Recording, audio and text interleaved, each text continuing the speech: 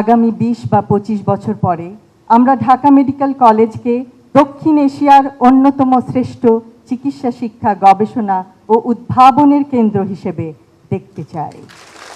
স্মৃতিবিজড়িত Dhaka medical college ও হাসপাতালের nurse, কর্মকর্তা, কর্মচারীবৃন্দ, সম্মানিত সুধী, আসসালামু আলাইকুম। আজ প্রথমেই শ্রদ্ধা ভরে স্মরণ করছি স্বাধীনতার ঘোষক শহীদ রাষ্ট্রপতি জিয়াউর রহমান ও গণতন্ত্রের মা আপসহীন দেশনেত্রী বেগম খালেদা জিয়াকে।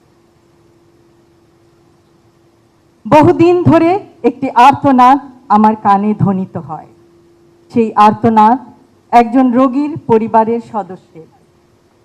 মস্তিষ্কে রক্তক্ষরণ হওয়ার সুষ্ঠু ডায়াগনোসিসে ব্যর্থ আমাদের ওয়ার্ডের সকলে, কারণ সিটি স্ক্যান মেশিন সেদিন অকেজো ছিল। শত প্রচেষ্টার পরও সেই ব্যক্তিকে বাঁচানো যায়নি। 3rd ইয়ার, 4th ইয়ার, 5th ইয়ারে পরবর্তীতে ইন্টার্নশিপের সময় ঢাকা মেডিকেল কলেজ হাসপাতালে অনেক সময় দেখেছি, উপলব্ধি করেছি সেই অসহায়ত্ব।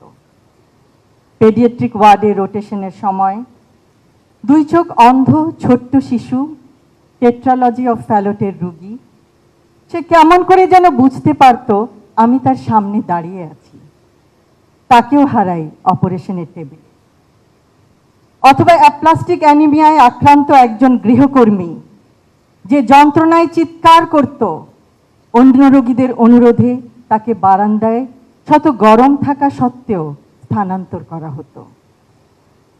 গাইনোকোলজি অ্যান্ড অবস্টেট্রিক রোটেশনের সময় সেই দিনের কথা প্রায় মনে পড়ে, যখন আল্ট্রাসনোগ্রামে 8ম কন্যা শিশু হবে জানায় স্ত্রীকে একাকী ওয়ার্ডে রেখে যায় জীবনের বোঝায় মুহ্যমান রিক্সা চালক স্বামী। তার অসহায়ত্ব হয়তো বোঝা যায়। শিশুটি জন্ম নেওয়ার পর দেখা যায় সেটি পুত্র সন্তান, কিন্তু শ্বাস নিতে দেরি। নিয়ে গেলাম পেডিয়াট্রিক ওয়ার্ডে। ইনকিউবেটরে শিশুটি বাঁচে এবং পরবর্তীতে গোটা পরিবারের একসাথে হওয়ায় স্বস্তি পাই। বর্তমানে নিশ্চয়ই পরিস্থিতির উন্নতি হয়েছে। চাকরি থেকে বরখাস্তের পর আর কখনো ঢাকা মেডিকেল কলেজ হাসপাতালে আসা হয়নি, কিন্তু আমরা চাই ঢাকা মেডিকেল কলেজ হাসপাতাল হোক একটি centre of excellence and compassion for patients in Bangladesh. একটি আশ্বস্ত করার বাক্য একটি ওষুধের মতো কাজ করে। চিকিৎসা বিজ্ঞানের ভিত্তি জ্ঞান হলেও চিকিৎসা পেশার প্রকৃত ভিত্তি মানবিকতা। চিকিৎসা বিজ্ঞানের অগ্রযাত্রা যতই প্রযুক্তি নির্ভর হোক না কেন, তার কেন্দ্রবিন্দুতে সবসময় মানুষই থাকবে। আগামী 20 বা 25 বছর পরে আমরা ঢাকা মেডিকেল কলেজকে দক্ষিণ এশিয়ার অন্যতম শ্রেষ্ঠ চিকিৎসা শিক্ষা গবেষণা ও উদ্ভাবনের কেন্দ্র হিসেবে দেখতে চাই।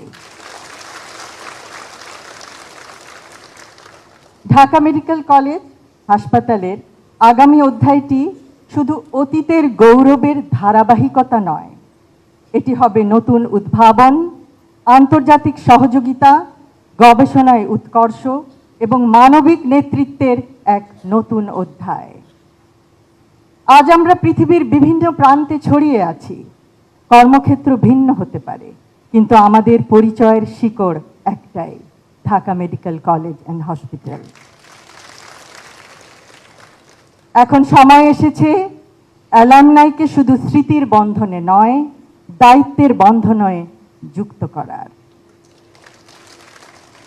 একটি প্রতিষ্ঠানের প্রকৃত শক্তি তার অবকাঠামোতে নয়, তার মানুষের মধ্যে। ঢাকা মেডিকেল কলেজের সবচেয়ে বড় সম্পদ তার মেধা, তার মূল্যবোধ এবং তার মানুষ। প্রতিযোগিতার মধ্যেও সহযোগিতা সম্ভব। চিকিৎসা বিজ্ঞানের প্রতিটি সাফল্যের কেন্দ্রবিন্দুতে থাকে একজন মানুষ, একটি পরিবার, একটি জীবন। পরিশেষে আজ 81তম ডিএমসি ডে 2026-এ অংশগ্রহণ করতে পেরে আমি অত্যন্ত আনন্দিত। Together we carry the legacy. আয়োজক কমিটির সকলকে এই সুন্দর অনুষ্ঠানের জন্য জানাই অভিনন্দন ও আন্তরিক ধন্যবাদ। সকলকে ধন্যবাদ। আল্লাহ হাফেজ।